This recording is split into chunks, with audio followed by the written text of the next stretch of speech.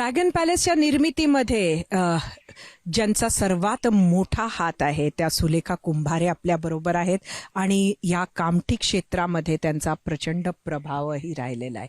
सुलेखाताई, नक्की काय सांगाल? रामटेक लोकसभा मतदार क्षेत्रात वंचितचा पाठिंबा आहे किशोर गजबी यांना. काँग्रेसमध्ये सुनील केदार यांनी ही स्वतःच्या प्रतिष्ठेची लढत केलेली आहे. अशामध्ये राजू पारवे किंवा महायुतीच्या उमेदवाराची खरंच ताकद इथं सिद्ध होऊ शकेल का? नाही, ऍक्च्युली असं आहे की इथे लढत मला दिसतच नाहीये राजू पारवे विरुद्ध, कारण तो डमी आहे ऍक्च्युली, असं मला म्हणायचंय. आणि दुसरीकडे खरं म्हटलं की प्रकाश आंबेडकर साहेबांच्या कडून अशी अपेक्षा होती जर त्यांनी किशोर गजबीला दिलं असतं तर, पण त्यांनी सुद्धा शंकर चहांदे जो भाजपामध्ये होता त्या उमेदवाराला आपल्या पक्षाची उमेदवारी दिली, त्याला एबी फॉर्म दिला वंचिताचा, आणि नंतर आता ते उभे आहेत. आता नंतर त्यांनी मागेही घेतलं आणि आता शेवटी ते म्हणतात की किशोर गजबेला माझं समर्थन आहे. तर प्रकाश आंबेडकर सारख्या व्यक्तीकडून ज्यांना बाबासाहेबांच्या आडनावाचं जोड आहे आणि अशा व्यक्तींनी की आपला उमेदवार नेमका कसा असावा वंचिताचा नाही समजलं का? एक पक्ष चालवत आहेत ते, काय वैचारिक भूमिका असायला पाहिजे, तर ते त्यांनी आधी विचार केला नाही. आणि किशोर गजबी ज्यांनी मागच्या वेळेस चांगले मतं घेतले होते तर त्यांनी त्यांना द्यायला हवं होतं, पण त्यांनी दिलं नाही. म्हणजे तुम्हाला वाटतं त्यामुळे लोकांचा पाठिंबा?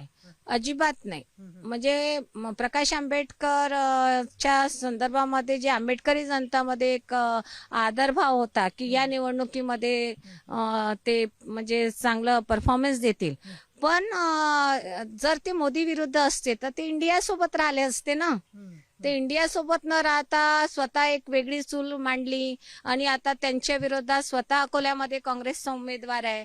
तर मला सांगा की जिथे काँग्रेसचा उमेदवार आहे तर गडकरी साहेबांविरुद्ध काँग्रेसच्या उमेदवाराला त्यांनी समर्थन द्यावं का? तर त्यांचं प्रकाश आंबेडकरांचं पूर्ण समीकरण या निवडणुकीमध्ये फेल्युअर आहे. म्हणजे ऍक्च्युली प्रकाश आंबेडकरांनी काय करायला पाहिजे होतं की जे इंडिया अलायन्स सोबत कायम राहायचं होतं, कमीत कमी आपले 2 ते 3 खासदार निवडून आणायचं होतं. वंचित आघाडीला त्यांनी रिकॉग्नाइज करून घ्यायचं होतं, रजिस्टर करून घ्यायचं होतं, एखादा सिम्बॉल आपल्या नावाने रजिस्टर करून घ्यायचा होता, तर मग समाज त्यांच्या पाठीशी राहिला असता. सुलेखाताई कुंभारेंनी अत्यंत महत्वाचा असा एक मी मोलाचा सल्ला तुम्ही प्रकाश आंबेडकरांना दिला असं म्हणेन. आणि बघूया आंबेडकर यावर नक्की काय प्रतिक्रिया देतात ती. लोकशाहीचा सर्वात मोठा उत्सव लोकसभा निवडणूक 2024.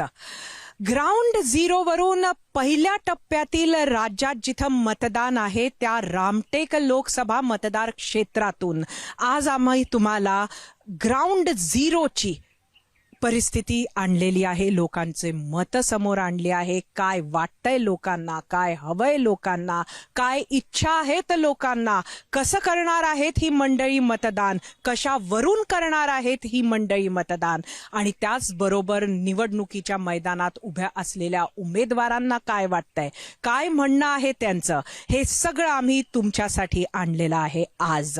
आणि अशाच प्रकारे उद्या सुद्धा बघत रहा ग्राउंड झिरो वरून झिरो आवर.